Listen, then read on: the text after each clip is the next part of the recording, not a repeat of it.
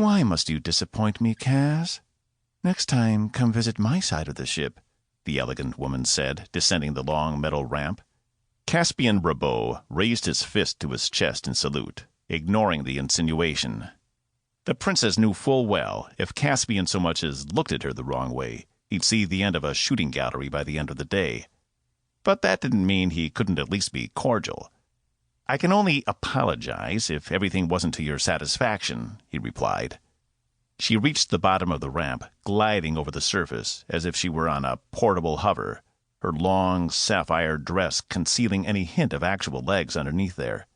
For all Cass knew, maybe she didn't even have legs. Perhaps there was a rolling device that replaced her entire lower body. It was better he kept that image in his mind, rather than where his imagination wanted to direct him. A sweet, flowery scent filled the air as she moved into his personal space. Cass tightened his fist, pressing it into his chest as hard as he could, as her copper eyes studied his own. The princess was almost exactly his height, and she stopped inches short of their faces touching. Caspian tried not to breathe her in, but it was impossible and intoxicating at the same time. "You know, Cass," she said, her voice low, "we could always extend the trip. Your skills could be put to use in places other than the engine of your ship." Cass suppressed the urge to wet his lips. "Begging your pardon, Your Highness, but I'm afraid we wouldn't have the time. You're due for your ceremony in only a few hours." She reached up with her slender fingers and drew them down the stubble on his cheek. He felt the ache of desire bloom within him, but he held steadfast.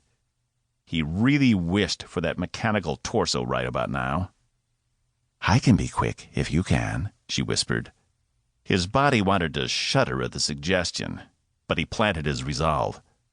One finger out of place, and he was dead. Her father, His Royal Highness of Cloistria, would make him suffer 10 different ways before granting a merciful death, and suffer greatly. Still, the temptation was strong.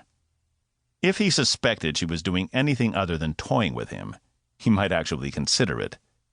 "Alas," she said, dropping her gaze, "you're correct, and I mustn't keep my family waiting. You performed your duty admirably." Cass drew a breath, the first he'd taken in the last 2 minutes. The princess moved past him, still gliding as if on a cloud of air. He dropped his fist and turned to watch her leave. "Your accommodations were satisfactory," she added. "But next time, I'll expect the deluxe package." Cass had to keep from rolling his eyes, because even though the princess had her back to him, her 2 guards, who had disembarked before her, stood facing Cass, their stares boring into him. Making a move on the princess would have been the last voluntary action Cass ever took as a human being. He pulled a small rectangular device from his pocket, checking his balance on the comm unit. Something was wrong. Princess?" Cass called, jogging to catch up with her. The 2 guards immediately advanced on him, moving on either side of the princess, and each grabbing him by the bicep. "For course sake, I just want to ask a question," Cass spat at them. The princess turned to face him again, gliding forward. He wrenched one arm free when the princess raised her hand to indicate he could speak.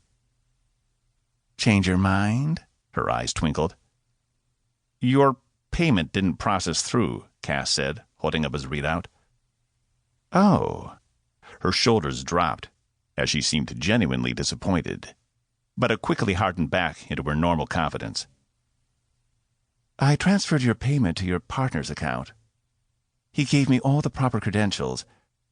I assumed you two split everything 50-50. Cass did his best to keep from lashing out at her. "My partner." He meant it as a question, but also didn't want the princess to see his confusion. "Yes. Mr. Maddox explained it all quite expertly."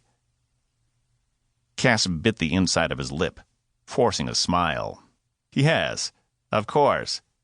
Sorry for the confusion. I hope you enjoyed the trip." She smiled back. To keep listening to this audiobook, I've left you a link in the description so you can do it, at no cost thanks to Audible's 30-day free trial.